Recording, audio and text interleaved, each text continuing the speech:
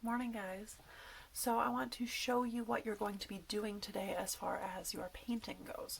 Now, yesterday you made some painting experiments, and they're just fun ways to try things out because you can use watercolors just to paint something really plain, or you can do something a little more exciting with watercolor, and it's good to have an idea about what those things are.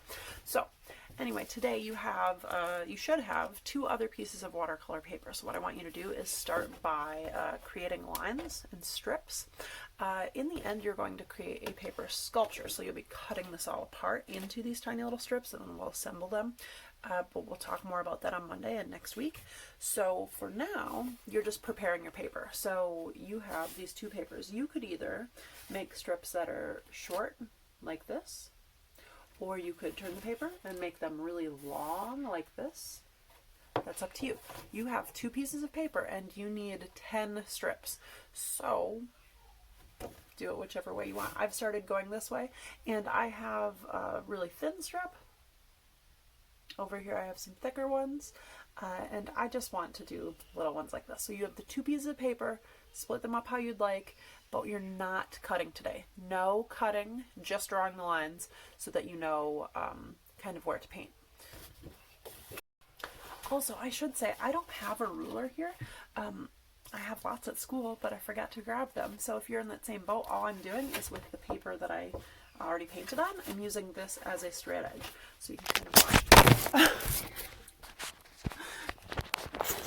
You can kind of watch as I do that. I just dropped my phone. It happens. So here, you don't always need a ruler to make straight lines. And I am using a permanent marker. So if you have a Sharpie, you should have one in the drawing kit that I gave you, or a regular Sharpie would work, or an ink pen. But don't use pencil and don't use a marker, just a regular marker, because we're going to paint on top of these lines, and if you don't use something that's permanent, all the lines will smear and sort of paint away. So remember, at least 10 strips. If you want to make more, you have plenty of paper. You can make lots and lots if you want. I'm going to start with 10. 7, 8, 9, 10. And then remember too, they can be varying thicknesses or lengths. It's totally going to be up to you. But now that I have this part of my paper set up, this is going to be the part of the paper I'm going to paint. I'm not really going to mess with this side too much just because I'm not actually going to use this in the end. I'm going to paint some design on here. And I could use each of these sections as like their own little frame to create individual artworks inside of each of these. Or I could just ignore these lines for now and paint, oh, I forgot I had something in the back. I could just paint all over the back side, and then when I cut them out, it could be really interesting. So you get the choice. You get to paint what you want.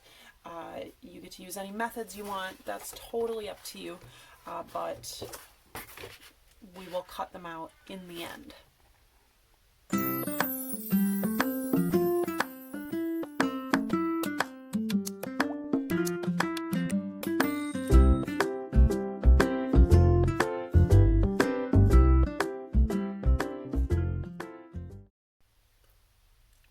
Now that I have my painting complete, I just get to wait for it to dry. If you have any salt that you need to flake off once it's dry, then you can take care of that. Or if you have any plastic wrap that you applied, peel that off once it's done. Or tape, if you use the tape to do a resist method, pull that off.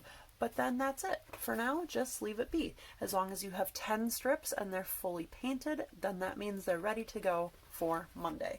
So no worries until then. Remember, you can paint these however you want, but then we're just going to set them aside and we'll come back to them and start a paper sculpture on Monday. Have a good weekend, guys. Bye.